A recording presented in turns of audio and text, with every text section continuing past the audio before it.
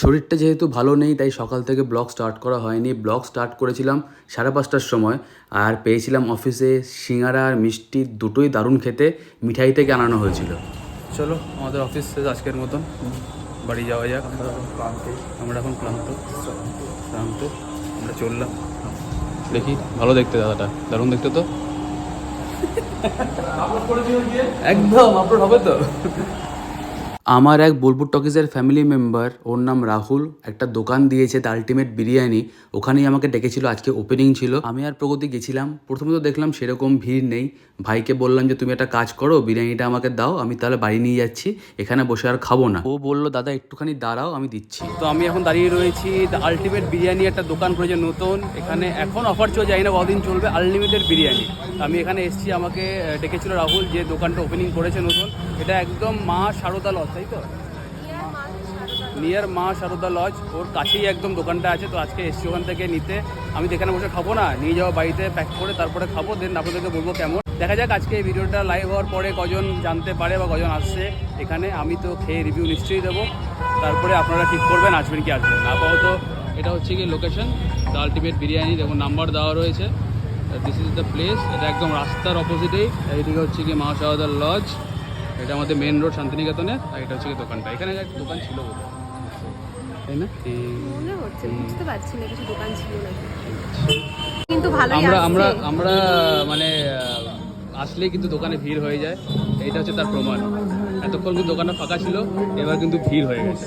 Good, এদিকেও ছেলেমেয়েরা দাঁড়িয়ে রয়েছে, আসছে। ভালো লাগলো দেখে বেশ যে হ্যাঁ এরকম হচ্ছে, ভিড়টা হচ্ছে। পিছনে কেন গান বাজছে, কপিরাইট স্ট্রাইক চলে আসবে তো। ভাবলাম যতক্ষণ ও বিরিয়ানি প্যাক করে দিচ্ছে আমি তাহলে বাজারটা সেরে আসি বোলপুর থেকে। এমনি গরম, লোকজনের মাথা এমনি গরমে খারাপ হয়ে যাচ্ছে, তার মধ্যে আবার লোকেরা রাস্তায় বেরিয়ে কেন যে নাচানাচি করছে, কী জন্য নাচানাচি করছে গড নোজ। এরম করে রাস্তা জ্যাম করে কোনো মানে হয় না। প্রশাসন দেখছেও না এরম করে জ্যাম হচ্ছে রাস্তাতে, কী কারণে। আমি তো জানতাম যে এরকম প্রশাসন করতে হলে আগে থেকে ইন্টিমেশন দিতে হয় বা পারমিশন নিতে হয়, সেটাও তো মনে হয় না নেওয়া হচ্ছে। কিন্তু কারণটা আমি বুঝলাম না, হঠাৎ করে মেন রোডে এরকম করে নাচানাচি চলছে, তার জন্য ট্রাফিক ব্লক হচ্ছে, সময় নষ্ট হচ্ছে। বোলপুরের এই মেন রোডটা এমনি ছোট, এখানে দুটো গাড়ি পাশাপাশি পেরোলে রাস্তা দিয়ে যাওয়াই যায় না।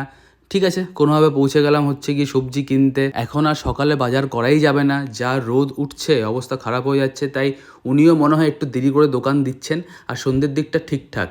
এখানে দেখলাম কটন ক্যান্ডি, এটার বাংলা নামটা আমার মনে পড়ছে না। একজন চাইলেও বাংলা নামটা উনি বলেছিলেন, কিন্তু আমার এখন মাথায় আসছে না। অনেকদিন পরে দেখলাম এরকম দোকান করে বিক্রি করা হচ্ছে, বেশ ভালো লাগলো। আমার ছোটোবেলায় খুব পছন্দের ছিল, কিন্তু বড়োবেলায় আর তারপরে সেরকম করে খাওয়া হয়নি। তারপরে দাঁড়ালাম হচ্ছে কি যাওয়ার সময় দোকানটাতে, দেখলাম বাবা রে বিশাল লাইন পড়ে গেছে এইদিকে। আমি বললাম ঠিক আছে সাইড চেপে যাই, দেখলাম না আজকে মনে হচ্ছে বিরিয়ানি পাবো না। কোনো অসুবিধা নেই, প্রথম দিন এরকম একটুখানি ভিড় হতে পারে, আর ভালো ভিড় হওয়াটা। কিন্তু একটা কথাই জাস্ট ভাইকে বলবো যে স্টক বেশি করে রাখো।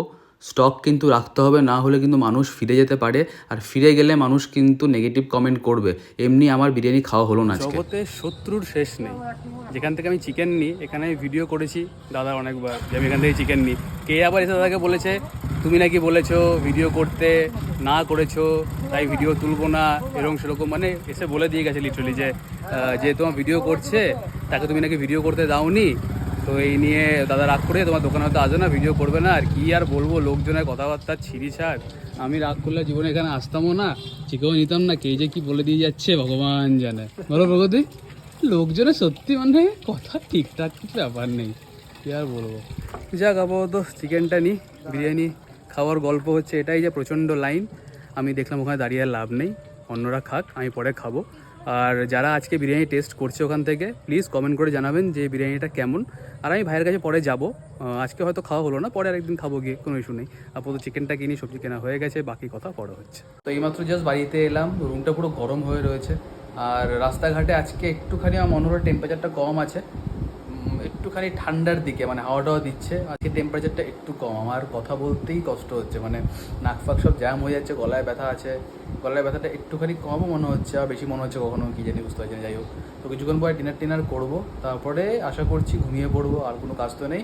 হ্যাঁ না, টিভিতে বসে বসে নেটফ্লিক্সের সিরিজটা শেষ করবো, সুইট হোম। দারুণ সিরিজ। আমি তো প্রথমে শুরু করেছিলাম, আমার তো ভালোই লাগছিল না, তারপরে আস্তে আস্তে ভালো লাগা শুরু হলো। সিজন 1 পেরোলো, সিজন 2 পেরোলো, খারাপ এটাই লাগে যে অনেক কটা এমন এমন নেটফ্লিক্সে সিরিজ আছে যেগুলো মায়ের সঙ্গে দেখেছিলাম, সেগুলোর এখন সিরিজ 2 সিরিজ 3 আসছে, মানে সিজন আসছে, কিন্তু মায়ের সঙ্গে দেখার জন্যে মা নেই। কী বলবো, কিছু বলার নেই।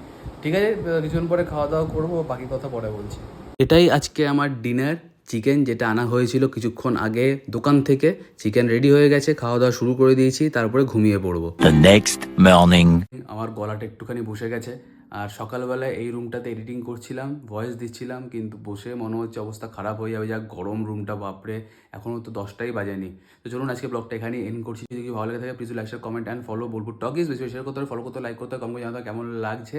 দেখা হচ্ছে কালকে। Please do follow me on my Instagram account Bolpur _talkies, বি ছোটো হাতে টি ছোটো হাতে। চলুন টাটা, বাই বাই।